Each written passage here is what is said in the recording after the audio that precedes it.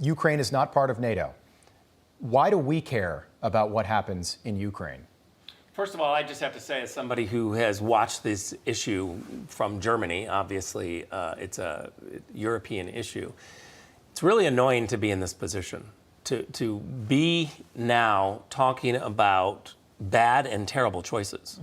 We shouldn't be in this position. And so it goes without saying that any time that we're being asked, like, what would you do now? What's going on now? We have to start from the premise that if Donald Trump were president, we wouldn't be in this situation. We wouldn't have to be choosing between terrible and bad. And so I don't like this idea that somehow we're talking about what would you do in Ukraine with NATO or troops, more troops buildup. Are we going to have NATO hardware going inside Ukraine? All of these questions are really annoying to so many of us that watched this situation deteriorate, because the reality is, if you wouldn't have given Russia a pipeline, if you would have kept the sanctions in place, then you wouldn't be in this situation.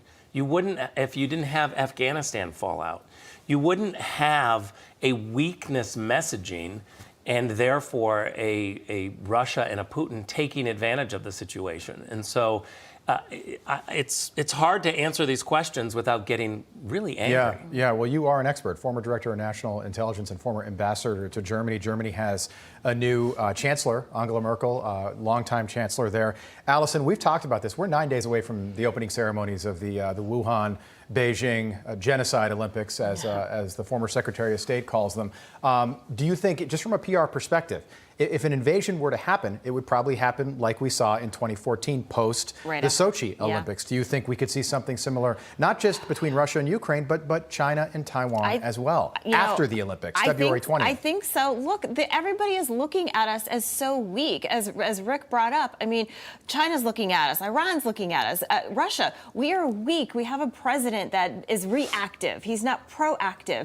A lot of this could have been avoided. If you want to really do something to Russia, you hit him where it hurts with the pocketbook, right? You talk about the pipeline. Let's bring back the pipelines here in the United States. But again, he's cleaning up this mess that he's made over the last year. So it wouldn't be a surprise if that happens after the Olympics. Well, and to me, is it too late to put the toothpaste back in the tube here? No. That look, old saying. The reality is that the Nord Stream 2 pipeline is not producing the gas yet. They're very close, but they're not there. So you could actually still stop this. Stop it, right? Yeah. You could if you really went for the gusto and got sanctions and hit them where it hurts. The problem is that the new Chancellor of Germany, Olaf Scholz, came and said with Chancellor Merkel, hey, let's start a new day with the U.S. and with the Biden administration.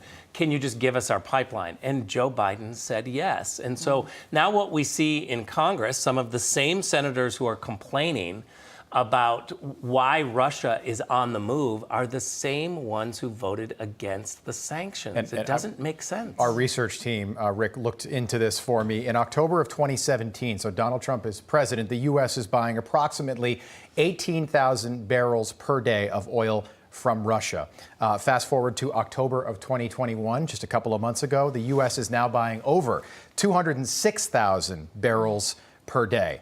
So when I saw that, I said, how are we going to hold a country accountable if we need that country for the stability of our economy here, where gas prices are soaring $1 more than they were on Donald Trump's last day, 7% inflation? I want to play you a soundbite. Deja vu all over again. But Jen Psaki yesterday is talking about Americans that are stuck behind, not in Afghanistan, but in Ukraine right now. Take a listen.